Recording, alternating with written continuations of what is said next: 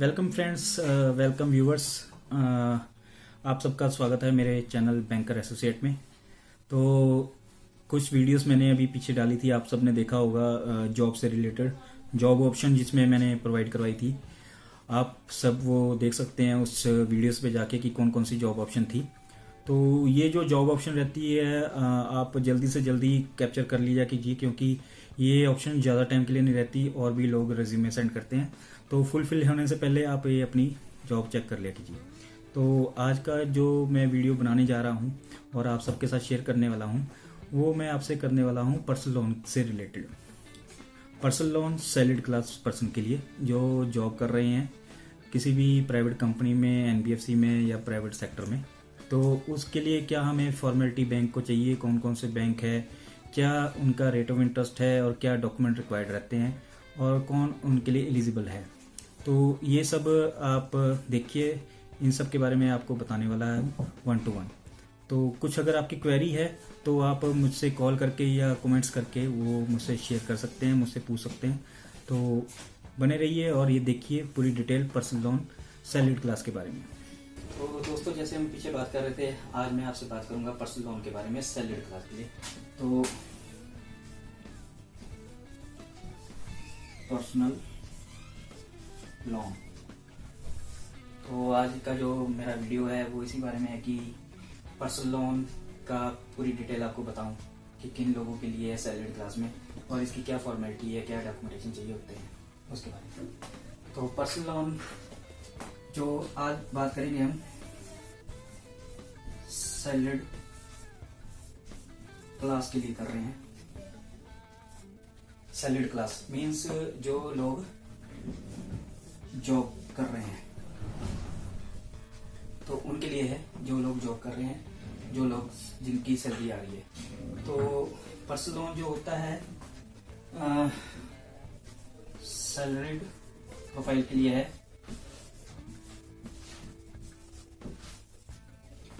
तो इसमें हम सैलरीड क्लास की ही सिर्फ आज के डेट में बात करेंगे, आज की वीडियो में बात करेंगे कि सैलरीड क्लास के लिए क्या है।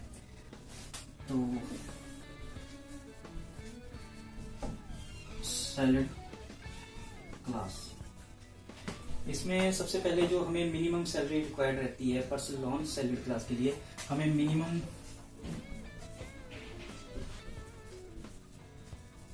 सैलरी जो चाहिए 15,000 रुपये नेट चाहिए इन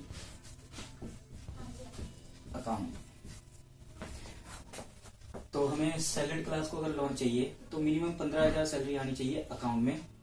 तो उस पर्सन को हम पर्सनल लोन दे सकते हैं जिनकी 15,000 सैलरी है। और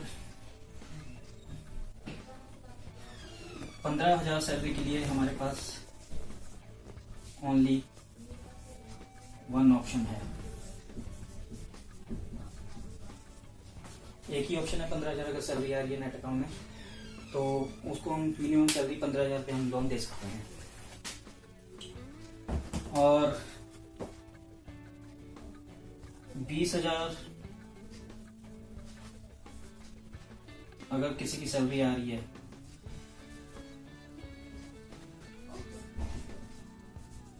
अकाउंट में,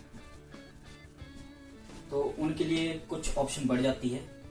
उनके लिए हमारे पास अगर 20,000 प्लस सैलरी है तो हमारे पास 3 ऑप्शन आ जाती है। तो उनको हम 3 बैंकों से लोन करवा सकते हैं, उनका लोन 3 बैंकों से हो सकता है।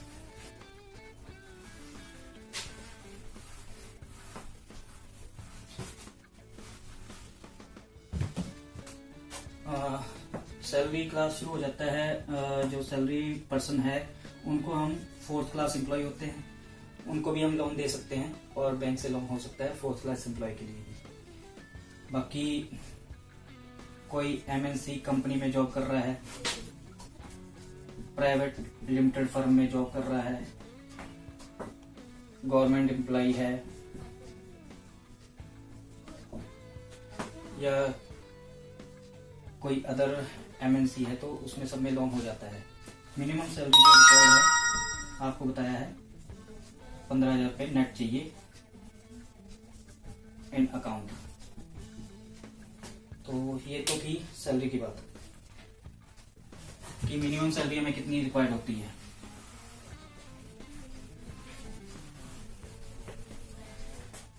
अब पर्सनल लोन के लिए जो डॉक्यूमेंट रिक्वायर्ड रहते हैं हम उनके बारे में बात करेंगे। Docs required in personal loan. तो इसमें आप सबको पता होना चाहिए कि अगर हम पर्सनल लोन लेने जाते हैं तो सैलरी प्रोफाइल के लिए कौन कौन से हमें पेपर रिक्वायर्ड होते हैं, बैंक की क्या फॉर्मेलिटी है, बैंक कौन से पेपर आपसे मांगेगा। तो सबसे पहले अगर आप जॉब कर रहे हैं तो आपके पास number 1 PAN card. PAN card होना जरूरी है, बिना पैन कार्ड के आपका पर्सनल लोन नहीं हो पाएगा। नंबर 2 पे आ जाता है, ये तो सबको पता ही होता है बट फिर भी मैं बता रहा हूं, फोटो रिक्वायर्ड रहती है।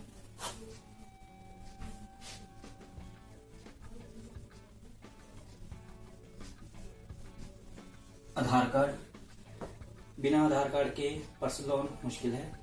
आज की डेट में सभी बैंक्स आधार कार्ड मस्ट कर दिया है, आधार कार्ड आपका होना बहुत जरूरी है। 3 months सैलरी स्लिप्स, 3 महीने की लेटेस्ट सैलरी स्लिप चाहिए होती है अगर हम पर्सनल लोन लेना चाहते हैं। जैसे आज फरवरी है तो हमें नवंबर, दिसंबर और जनवरी की सैलरी स्लिप मस्ट होगी।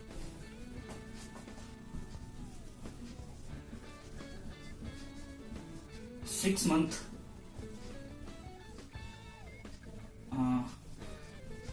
Bank statement of salary account. 6 month की बैंक स्टेटमेंट रिक्वायर्ड है जिसमें आपकी सैलरी आ रही है।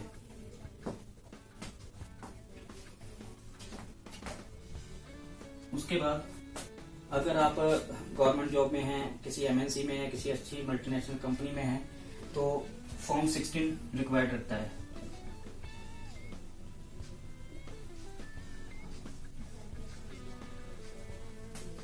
सोलह नंबर फॉर्म बोलते हैं इसको, तो वो रिक्वायर्ड है। इसके बाद कंपनी टू कंपनी वेरी करता है, कई कंपनियों में आपका मांगते हैं, कई कंपनियां नहीं मांगती। ऑफिस आईडी प्रूफ, ऑफिस का आईडी प्रूफ कई कंपनियों को चाहिए होता है। इसके बाद ये सब आने के बाद आपका, अगर आप प्राइवेट कंपनी में कहीं काम कर रहे हैं या किसी मल्टीनेशनल कंपनी में, तो अपॉइंटमेंट लेटर भी कई कंपनियां मांगती हैं।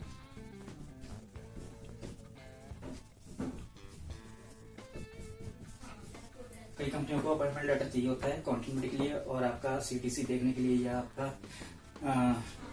कब से आपने जॉब ओपनिंग की है, क्या आपका सीटीसी है, कब आपने ज्वाइन किया है, तो अपॉइंटमेंट लेटर कई मांग लेते हैं। उसके बाद कुछ, अगर आपका कहीं से लोन चल रहा है, पुराने लोन चल रहे हैं, एग्जिस्टिंग लोन है, तो उनके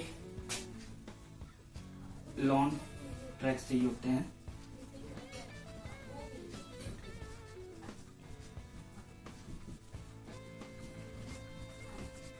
आपके कोई पुराने लोन चल रहे हैं तो उनके लोन के ट्रैक लग जाते हैं जो कि चाहिए होते हैं हमें। तो ये सब डॉक्यूमेंट चाहिए हमें पर्सनल लोन के लिए, अगर आप किसी बैंक से पर्सनल लोन लेना चाहते हैं। फिर से एक बार रिपीट कर देता हूँ, PAN card, photo, Aadhaar card, 3 month salary slip, 6 month की बैंक स्टेटमेंट जिसमें सैलरी आ रही है, form 16, office ID, appointment letter, long track जो आपके ऑलरेडी चल रहे हैं। तो ये सारे डॉक्यूमेंट हैं जो आपको पर्सनल लोन के लिए रिक्वायर्ड होते हैं, बैंक को चाहिए होते हैं। ये सभी पर्सनल लोन के लिए रिक्वायर्ड है पेपर। तो इसके बाद हम बात करेंगे, ये तो हो गए डॉक्यूमेंट्स।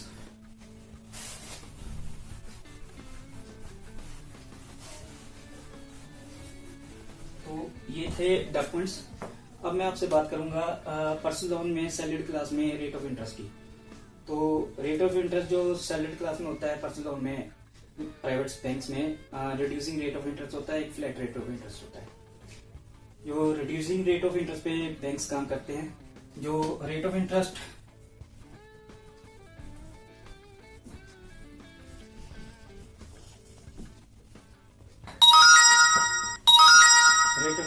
ऑफ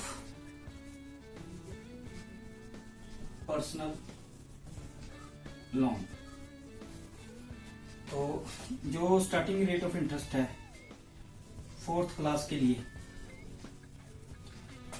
जो मिनिमम स्टार्ट हो जाता है 4th क्लास के लिए, जो रेट ऑफ इंटरेस्ट है पर्सनल लोन में 18% से 32% तक वेरी करता है, फाइल टू फाइल और आपके प्रोफाइल के अकॉर्डिंग, आपकी एलिजिबिलिटी के अकॉर्डिंग।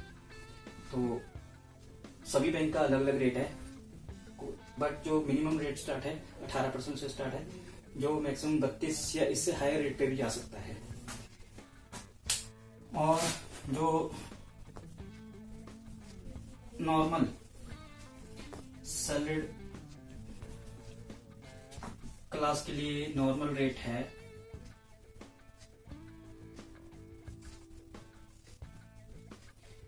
वो स्टार्टिंग रेट है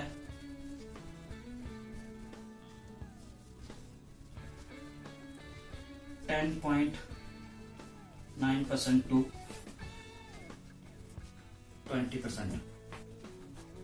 जो नॉर्मल सैलरी क्लास है, जिनकी सैलरी अच्छी है, 25,000 प्लस है, 30,000 है या उससे ज्यादा है, नेट सैलरी की बात कर रहा हूँ यहाँ पर मैं, तो उनके लिए रेट ऑफ इंटरेस्ट अच्छा मिल जाता है। बैंक अच्छे रेट ऑफ इंटरेस्ट ऑफर कर रहे हैं।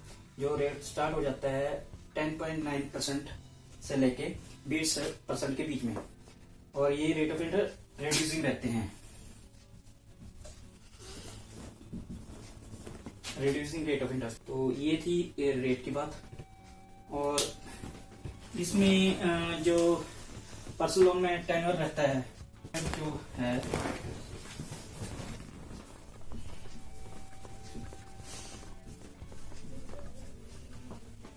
जो पर्सनल लोन में टेन्योर रहता है 1 years to 5 years, और कुछ बैंक है 6 years के लिए भी दे रहे हैं। और इस सैलरीड क्लास में हमारे पास एज मैटर करती है, बैंक को एज मैटर करती है। जो सैलरीड क्लास में मैक्सिमम एज जो बैंक लगते हैं वो भी आपसे शेयर कर देता हूँ। मैक्सिमम एज 65 होनी चाहिए। इसके बाद पर्सनल लोन सैलरीड क्लास के लिए मुश्किल है। तो अगर आपके 65 से ऊपर एज है तो आपको पर्सनल लोन नहीं मिल सकता है सैलरीड क्लास के लिए। तो मैक्सिमम एज 65 होनी चाहिए। टेन्योर आपको बता दीजिए है 1 साल से लेके 5 या 6 साल के लिए कुछ बैंक्स दे रहे हैं।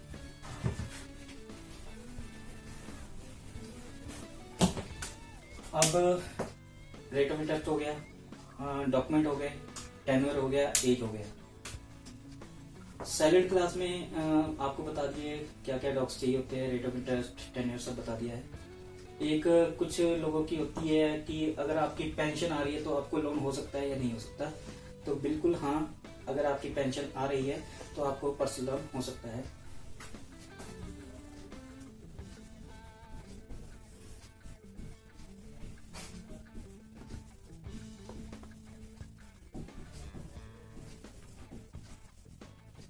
अगर आपकी पेंशन आ रही है आपके अकाउंट में, आप रिटायर हो चुके हैं किसी गवर्नमेंट जॉब से या पेंशनेबल जॉब थी आपकी, तो आपको पेंशन अकाउंट में आ रही है तो उसके बेस पे भी लोन हो जाता है। उसके लिए जो एज है 65 से अबव, नो 65 से ऊपर नहीं होनी चाहिए आपकी एज। मैक्सिमम 65 तक आपका उम्र होनी चाहिए तो आपको ये पर्सनल लोन हो जाएगा बैंक के थ्रू। और जो इसमें भी कंडीशन है, मिनिमम पेंशन जो रिक्वायर्ड है 20,000 रुपये पर मंथ होनी चाहिए। अगर आपकी 20,000 पेंशन आ रही है पर मंथ तो आपको पर्सनल लोन हो जाएगा। एज 65 होनी चाहिए। इसमें बाकी डॉक्स तो आपको पहले बता दिए हैं, वही सभी डॉक्स हैं। सिर्फ एक पेपर एक्स्ट्रा आ जाता है पेंशन वाले पे। पेंशन पे ऑर्डर, ये पेंशन पे ऑर्डर होता है जो आपको आपके डिपार्टमेंट की तरफ से मिलता है। ये पेंशन पे ऑर्डर रिक्वायर्ड रहता है। पेंशन वालों को भी जो हो जाए लोन हो जाएगा तो उसके लिए पेंशन पे ऑर्डर चाहिए होता है। तो ये थे पर्सनल लोन की सारे फॉर्मेलिटीज।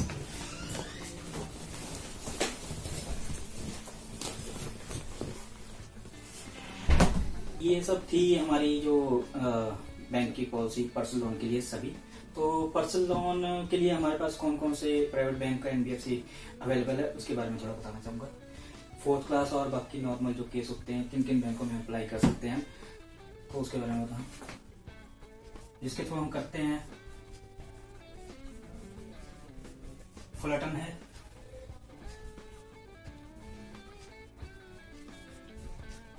एक्सिस बैंक है, एक्सिस फाइनेंस है, IDFC है,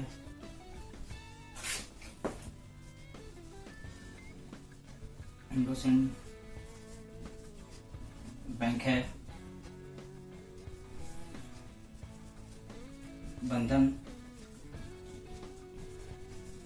bank,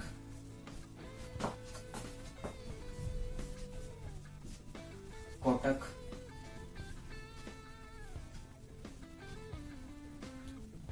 SCB Standard Chartered bank,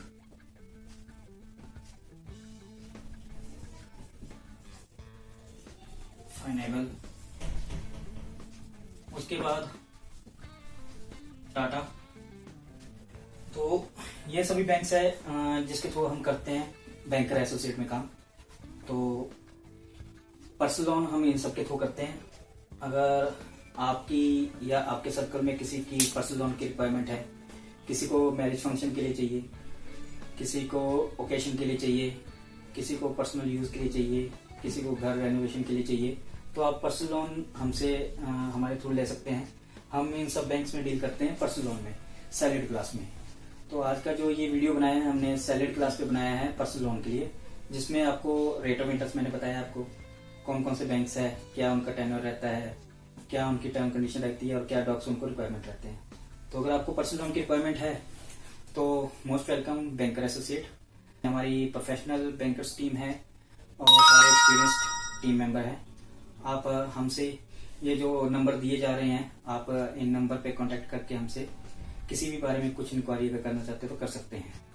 तो बने रहिए बैंकर एसोसिएट के साथ, और आने वाले वक्त में आपको टाइम टू टाइम इस तरह की और भी वीडियोस हम शेयर करेंगे, बैंक प्रोडक्ट्स, बैंक पॉलिसी और आपको पता ही है कि जॉब से रिलेटेड। तो बने रहिए और देखते रहिए बैंकर एसोसिएट। तो दोस्तों, जैसे आपने देखा ये सारी पर्सनल लोन की पॉलिसी थी सैलरीड पर्सन के लिए, सैलरीड प्रोफाइल के लिए पर्सनल लोन। तो आप सबको ये वीडियो कैसा लगा है प्लीज़ कमेंट्स करके ज़रूर बताइएगा। और कुछ अगर आपके पास सजेशन है मेरे लिए कि कुछ आप सजेशन देना चाहते हैं, कुछ व्यूज़ है, तो वो भी प्लीज़ कमेंट कीजिए और बने रहिए बैंकर एसोसिएट के साथ। और आने वाले टाइम में इसी प्रकार के कुछ और वीडियोस आपके साथ शेयर करता रहूँगा मैं। तो चैनल सब्सक्राइब नहीं किया है तो चैनल सब्सक्राइब कर लीजिए।